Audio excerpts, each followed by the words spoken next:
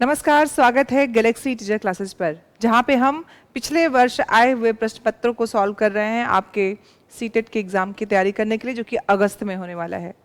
इसके पहले हम आपसे जो दो प्रश्न पत्रों को हिंदी के शिक्षण शास्त्र और हिंदी व्याकरण पे था उसको कर चुके हैं। आज नेक्स्ट जो हमारा क्लास है वो है 20 दिसंबर 2021 में आया हुआ प्रश्न पत्र आपका। इस पे हम चर्चा करेंगे उसके पार्ट 1 की, जो कि व्याकरण से है।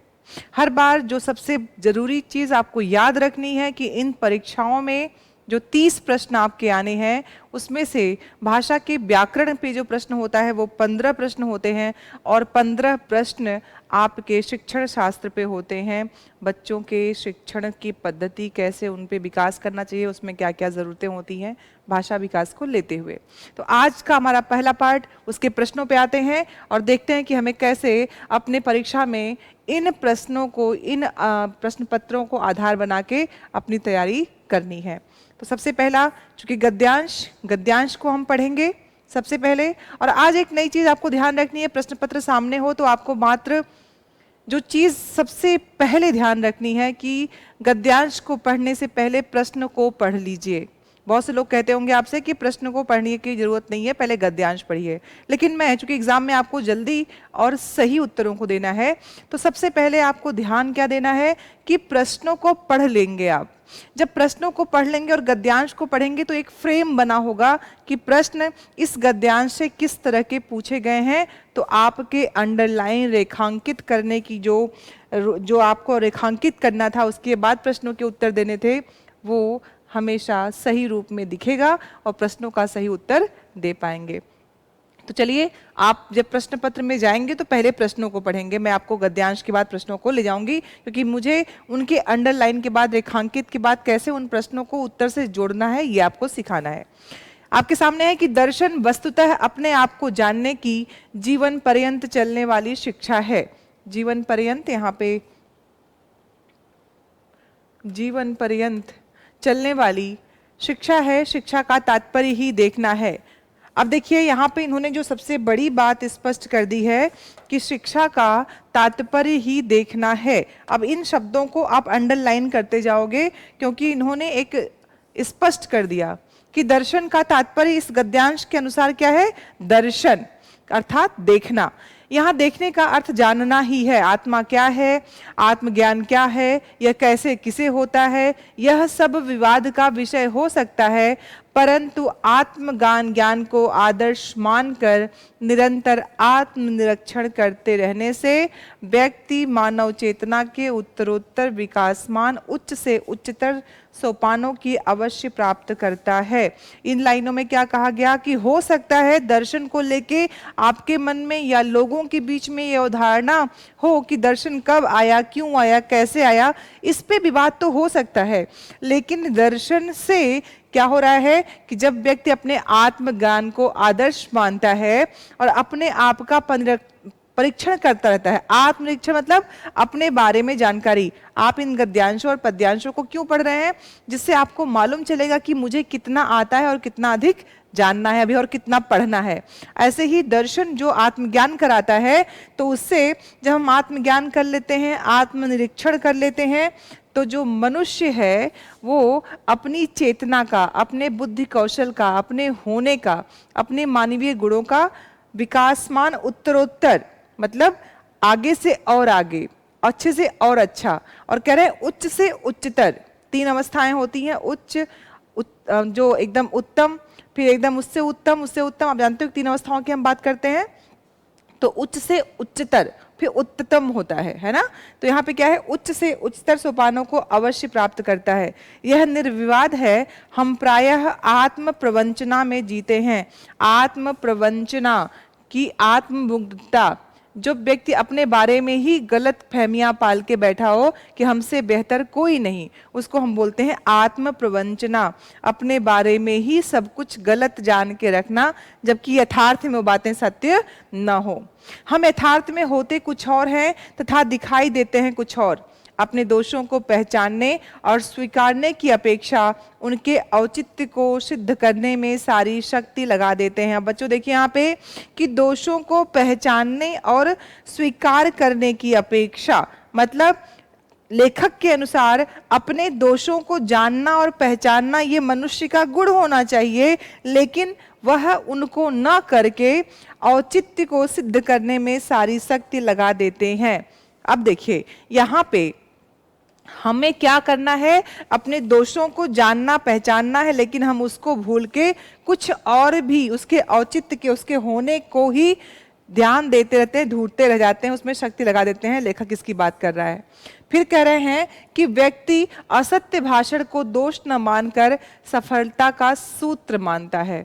असत्य भाषण, आप जानते हैं कि झूठ बोलना हर व्यक्ति को पता है कि ये सही नहीं है, झूठ नहीं बोलना चाहिए, ये आदर्श वाक्य हम प्रयोग करते हैं, लेकिन कह रहे हैं कि यह है तो कि झूठ नहीं बोलना चाहिए, असत्य भाषण नहीं करना चाहिए, लेकिन लोग उसको सफलता का सूत्र मानते हैं। तो इसे दूर करने की अपेक्षा ऐसा तरीका सीखना पसंद करेगा जिससे वह अधिक कुशलता से झूठ बोल सके। जब लोगों के बीच में ऐसी राय बनाई जाती है तो लोग क्या करते हैं, और झूठ बोल के अपनी कुशलता को दिखाना चाहते हैं। अब इसका मतलब क्या है, समाज में क्या हो रहा है उसके बारे में भी बातें आपसे की जा रही हैं। आत्मदर्शन अपने दोष को दोष रूप में और गुण को गुण रूप में स्वीकार करना होता है। लेखक ने स्पष्ट कर दिया है कि आत्मदर्शन क्या है, अपने गुणों के बारे में, अपने दोषों के बारे में जानना। और एक विद्यार्थी को तो बिल्कुल जानना चाहिए कि कितना आपको आता है और कितना नहीं। इसीलिए जब भी किताब उठाएंगे, आप पढ़ना शुरू करेंगे तो उन पार्ट्स को अलग, जो आपको आता है और जो आपको पढ़ना है, दोनों के बारे में आपको जानकारी होना बहुत जरूरी है। दोष या दुर्गुण समाज में निंदनीय और अस्वीकार्य, निंदनीय जिसकी निंदा की जाए, अस्वीकार्य जो स्वीकार्य न हो, जिसकी स्वीकार्यता न हो। अब इन शब्दों को हमें ध्यान रखना है कि हमने कहा निंदनीय जो निंदा के योग्य हो वो निंदनीय, तो वाक्यांश के लिए एक शब्द हो गया अस्वीकार्य जो स्वीकार्य न हो, तो स्वीकार्य क्या हो जाएगा, जिसकी स्वीकार्यता हो। तो अब इसमें देखिए अ उपसर्ग लगा हुआ है, तो अ उपसर्ग लगा के विलोम शब्द भी बन रहा है और शब्द वाक्यांश के लिए एक शब्द भी बन रहा है, ऐसे हमको ध्यान रखना है। फिर कह रहे हैं कि दुर्गुण को व्यक्तित्व कमी के रूप में स्वीकार करने पे उसे दूर करने की गुंजाइश बनी रहती है। अगर हमें ये पता हो कि हमारे अंदर कौन कौन से अवगुण हैं, कौन सी अच्छाइयाँ हैं, कौन से दोष हैं, तो हम अच्छाइयों को रख सकते हैं और दुर्गुणों को दूर कर सकते हैं, इसकी गुंजाइश बनी रहती है। तो विद्यार्थियों, आपके लिए, बच्चों के लिए, कि अगर हमें ये पता चल जाए कि हमें किन प्रश्नों का उत्तर देना आता है या कौन से तथ्य हमें पता है और कौन से तथ्य सीखने हैं, तो हमारी तैयारी और परीक्षा का उत्तीर्ण करना हमारे हाथ में हो। ठीक वैसे ही आत्मदर्शन की बात लेखक ने कहा है। कह रहे हैं कि अतः आत्मदर्शन हमें आंतरिक विकास की ओर अग्रसर करता है। जीवन दर्शन का सच्चा शिक्षक हमारा परिवेश है। कंक्लूड कर दिया इन्होंने। पहले कहा था दर्शन का अर्थ जानना है, और आखिरी लाइन भी कंक्लूड कर दी कि जीवन दर्शन का सच्चा शिक्षक हमारा परिवेश है। पूरी बातों में इन्होंने बताया कि दर्शन जो आत्मज्ञान को देता है, आत्मज्ञान अर्थात आप गुण दोषों को बेहतर तरीके से जान पाएं, और अगर ऐसा है तो जीवन दर्शन का सच्चा शिक्षक हमारा परिवेश हो जाता है। ये पूरे गद्यांश की मूल भाव थे। अब आते हैं हम प्रश्नों पे कि कौन कौन से प्रश्न पूछे गए हैं आपके परीक्षा में। जल्दी से उन प्रश्नों की तरफ आते हैं।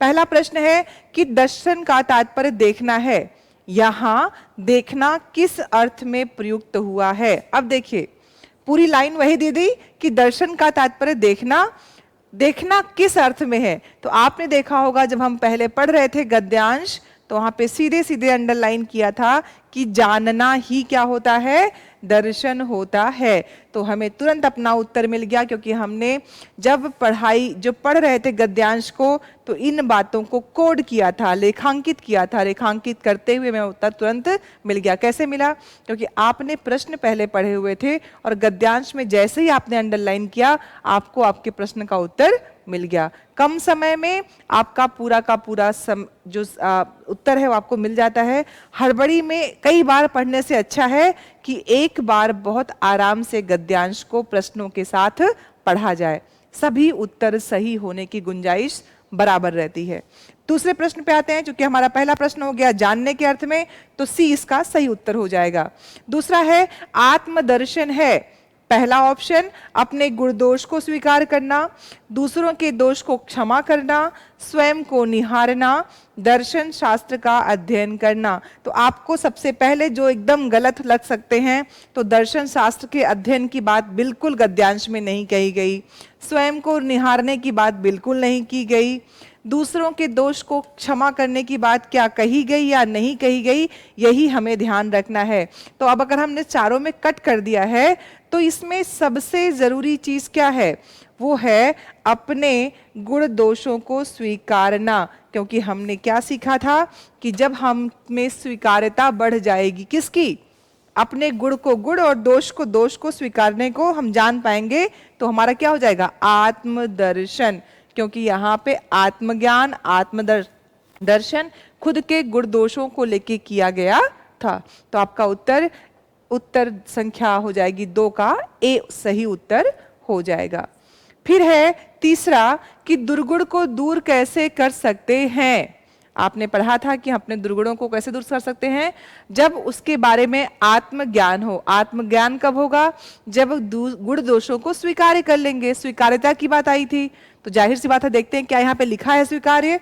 तो पहला ऑप्शन है अपनाने से बिल्कुल नहीं। अब देखिए, उसे स्वीकार करने से, आपका उत्तर स्वयं आपको बता रहा है कि स्वीकार्यता करने से, उसे छिपाने से, दूसरों की बात करने से। तो आपने जैसे ही तीसरे प्रश्न को देखा, तो उसकी स्वीकार्यता से उसका उत्तर आपको दिख जाएगा कि उसको स्वीकार कर लेंगे अगर हम, तो वो दोष हमसे दूर हो जाएगा। स्वीकार्यता होगी तो दुर्गुण अपने आप समाप्त हो जाएगा। चलते हैं चौथे प्रश्न की तरफ। जीवन दर्शन का सच्चा शिक्षक कौन है? अब पूछा गया, आखिरी लाइन में मैंने कहा था कि देखिए कंक्लूड कर दिया आपको, वहां पे क्या लिखा था कि हमारा सच्चा शिक्षक परिवेश ही है आत्मज्ञान के द्वारा। यहाँ पे क्या परिवेश दिया हुआ है? तो देखिए, परिवेश आपके उत्तर में, आपके विकल्प में दिया है। गद्यांश से पूछे गए प्रश्न, गद्यांश में ही उसका उत्तर निहित होता है, छुपा होता है। यही ध्यान देने की जरूरत होती है और हम उसके उत्तर को पा सकते हैं। तो बिल्कुल आपका सही उत्तर क्या हो गया कि परिवेश उसका सही उत्तर हो जाएगा। फिर उन्होंने कहा 5वें प्रश्न में कि अनुच्छेद के आधार पे कौन साहसी है? साहसी व्यक्ति कौन है? बात की गई थी ना कि साहसी कौन होता है?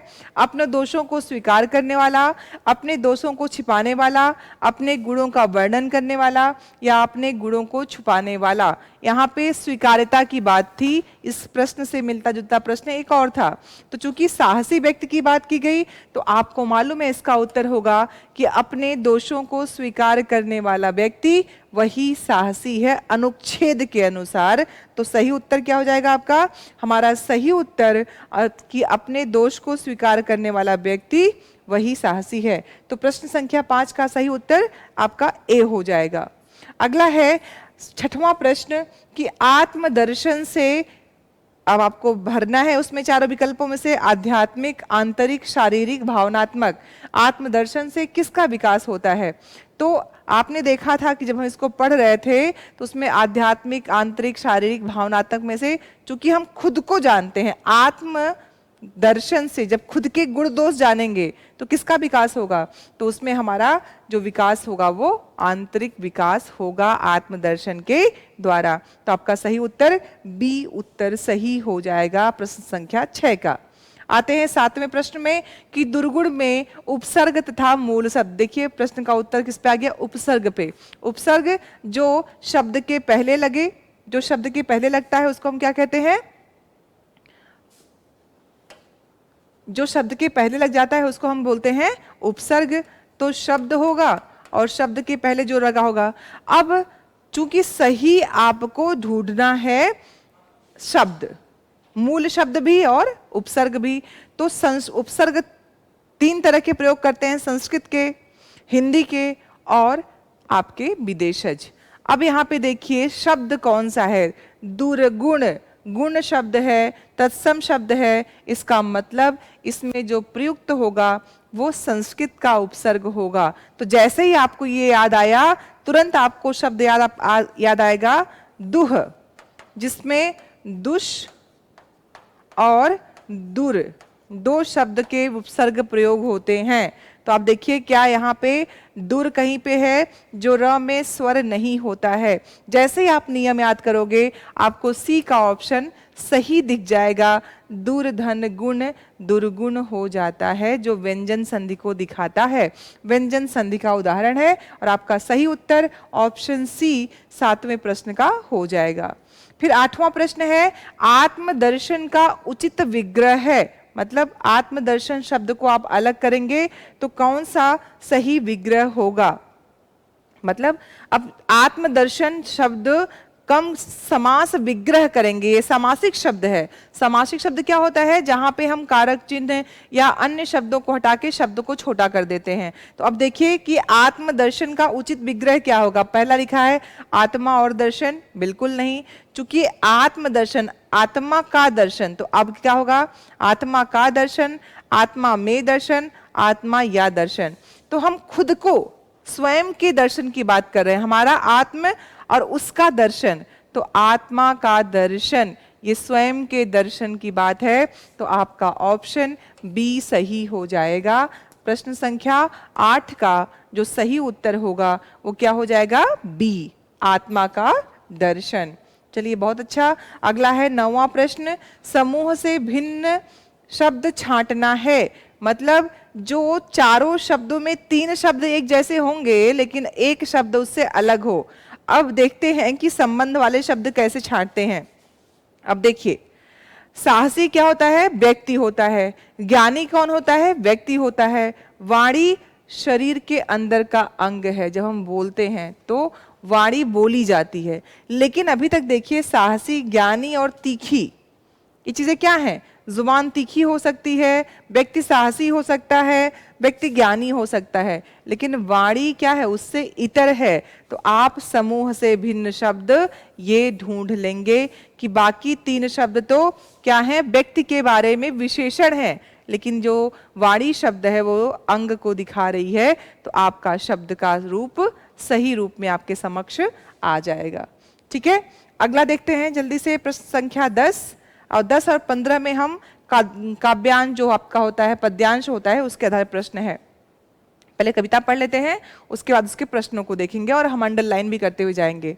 आपका जो पद्य है, जो आपका पद्यांश है, उसको हम पढ़ते हैं कि कार्तिक की हंसमुख सुबह। अब देखिए यहाँ पे कार्तिक शब्द, कार्तिक की बात हो रही है। किसकी बात हो रही है, कार्तिक महीने की बात हो रही है कि कार्तिक की हंसमुख सुबह है, नदी तट से लौटती गंगा नहाकर, सुवासित भीगी हवाएं सदा पावन मां सरीखी। अब देखिए, अब इस सुबह की बात हो रही है। कार्तिक का महीना, कार्तिक का महीना होता है, आप जानते हो कार्तिक का स्नान भी होता है, जब हम लोग गंगा स्नान के लिए जाते हैं, ठंड का मौसम होता है। तो कार्तिक की हंसमुख सुबह, जो शीत का समय है, कार्तिक का महीना है और सुबह उठी हुई है और नदी तट से लौटती गंगा नहाकर सुवासित भीगी हवाएं। यहाँ पे कवि ने जो रूपक बांधा है वो किसका बांधा है, कार्तिक के महीने में सुबह के समय में जब हवाएं उस गंगा की ओर से लौटती हैं, मतलब चूंकि हवाएं नदी की तरफ से आ रही हैं तो कैसी होंगी, वो शीतल हवाएं होंगी। तो सुभाषित भीगी हवाएं सदा पावन, पावन मतलब जो आपको एकदम पवित्र कर दे, आपके मन को खुश कर दे। किसकी जैसी, मां सरीखी, जैसे मां का अंक पावन होता है वैसे ही हवाएं वैसी आती हैं। अभी जैसे मंदिरों में चढ़ाकर खुश रंग फूल, कह रहे हैं कि अभी जैसे मंदिरों में चढ़ाकर खुश रंग फूल, ठंड से सितकारती घर में घुसी हो और सोते देख मुझको जगाती हो, सिरहाने रख एक अंजलि फूल हर सिंगार के, नर्म ठंडी उंगलियों से गाल छूकर प्यार से बाल बिखरे तनिक संवार के। अब देखिए क्या है, हवाओं की बात हो रही है कि जो हवाएं हैं, जो सुबह कार्तिक के सुबह के महीने में जब वो वहां से निकलती हैं शीतलता को लेके, तो माँ के पावन अंक की तरह क्या लगती हैं, बिल्कुल माँ की तरह लगती हैं। और ऐसा लगता है उन हवाओं को महसूस करके कि जैसे वो हवाएं मंदिरों में पुष्प की, क्योंकि हवाएं क्या है, सुवासित हैं, जिसमें गंध है किसके, पुष्पों की। तो ऐसा लगता है कि मंदिरों में चढ़ाकर खुश रंग पुष्प, जो तुरंत के खिले हुए पुष्प थे, वो मंदिरों में चढ़ा के आई हो, ठंड से सितकारती घर में घुसी हो। कार्तिक के महीने में ठंड होती है, तो जब वो हवा आ रही है तो ऐसा कभी की कल्पना है कि ऐसा लगता है कि वो जो हवा है वो भी सितकारती हुई, मतलब ठंड से कपकपाती हुई हवा मेरे घर में घुसकर जब उसने देखा कि मैं सो रही हूँ या सो रहा हूँ तो मुझे जगाती है। उसके थपेड़े, उसके जो वेग है वो मुझ पे पड़ता है।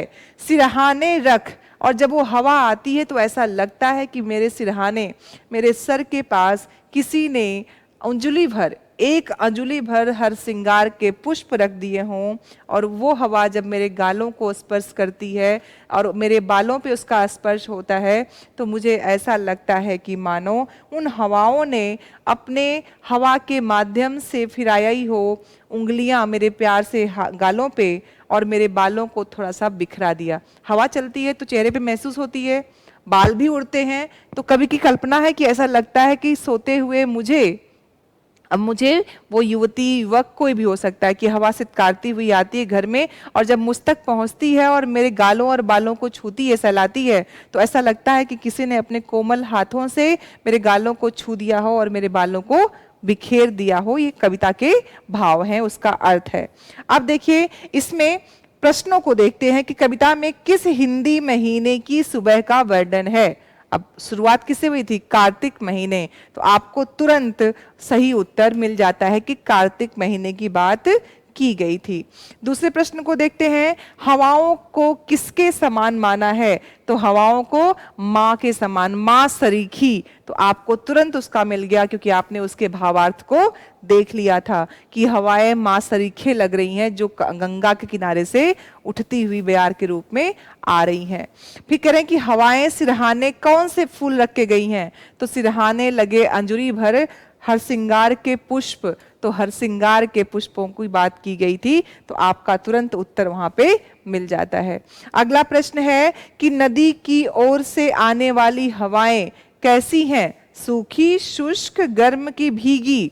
तो चूंकि आपको पता है कि उसमें क्या है, जो ठंडी है, ठंडी की वजह से क्या चल रही है? बयार चल रही है, तो उस वक्त की जो हवाएं हैं वो भीगी सी हैं, उस नरमी को लेके हैं जो गंगा के किनारे में है। तो भीगी मतलब उसमें क्या है, उस हवाओं में नमी है, तो नमी शब्द यहाँ पे कहीं नहीं है, इसलिए डी ऑप्शन सही हो जाएगा प्रश्न संख्या 13 का। फिर मां सरीखी में कौन सा अलंकार? डॉट डॉट दिया है, रूपक, उत्प्रेक्षा, उपमा, यमक।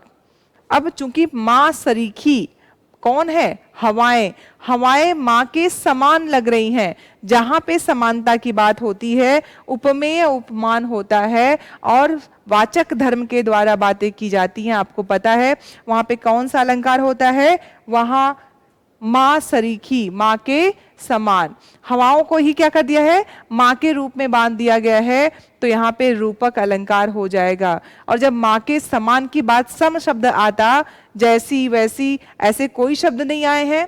अगर मां जैसी लिखा, यहाँ पे सरीखी लिखा है, मां के जैसी, सॉरी, यहाँ पे मां सरीखी, हवा मां नहीं कह दिया कि मां ही हवा है, तब रूपक होता। चूंकि यहाँ मां सरीखी कहा गया है इसलिए यहाँ पे उपमा अलंकार हो जाएगा। मां किसके समान है, किसके जैसी है?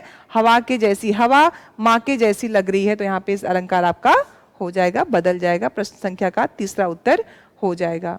हंसमुख सुबह में किसका भाव है? अब हंसमुख सुबह जो बात की गई है उसमें किसका भाव है? कौन सा भाव? वो है प्रसन्नता का। हंसमुख सुबह प्रसन्नता को दिखाता है, तो आपका उत्तर सुबह प्रसन्न, जो हंसमुख सुबह है वो किसकी तरह है? प्रसन्नता की तरह ये भाव दिखाता है, तो आपका उत्तर प्रश्न का डी हो जाएगा, ए हो जाएगा, प्रसन्नता।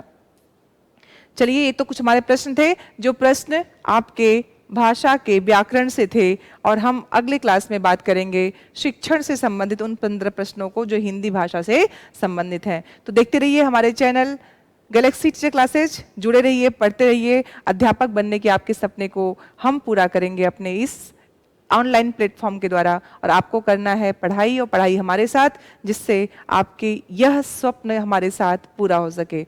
बहुत बहुत धन्यवाद। देखते रहिए हमारे चैनल गैलेक्सी टीचर क्लासेस को।